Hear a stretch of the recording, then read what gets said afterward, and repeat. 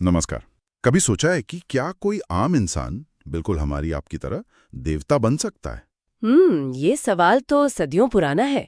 क्या दैवत्व जन्म से मिलता है या ये हमारे कर्मों का, हमारे चुनावों का नतीजा है? बिल्कुल।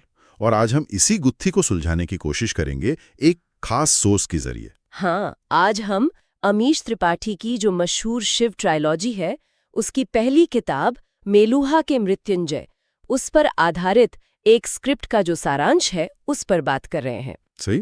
और हमारा मकसद है ये समझना कि ये कहानी कैसे एक महान पूजनीय चरित्र को एकदम इंसानी धरातल पर उतारती है और साथ ही धर्म, कर्म, अच्छाई बुराई, इन सब पर एक अलग नजरिया कैसे पेश करती है। बिल्कुल। तो कहानी शुरू होती है तिब्बत के पास मानसरोवर झील के इलाके से।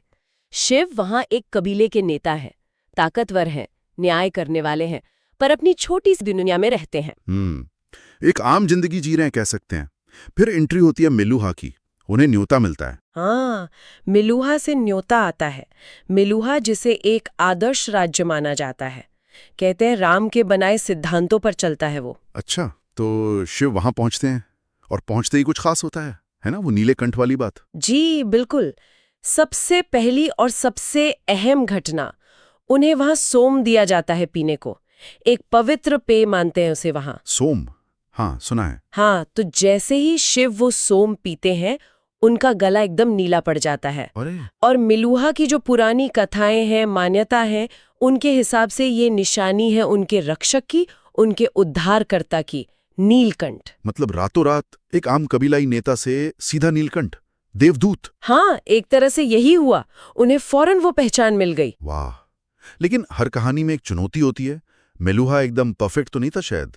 कोई झगड़ा, कोई संघर्ष? नहीं, बिल्कुल नहीं।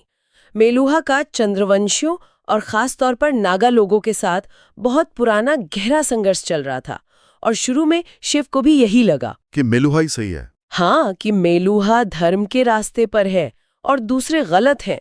उनका विश्वास काफी पक्का था शुरू में। पर क्या ये विश्वास हमेशा बना रहता है? कहानी में आगे चलकर कुछ बदलता है, शायद सती के आने से? बिल्कुल सही पॉइंट पकड़ा आपने। सती का आना कहानी में बड़ा मोड़ है। वो मेलुहा की राजकुमारी हैं, एक कमाल की योद्धा, पर उन्हें विकर्मा माना जाता है। मतलब पिछले जन्म के किसी बुरे कर्म की वजह से इस जन्म में एक तरह से शापित। समाज उन्हें पूरी तरह अपनाता नहीं है। अच्छा, ये तो जटिल स्थिति है। और यहीं शिव का असली चरित्र सामने आता है।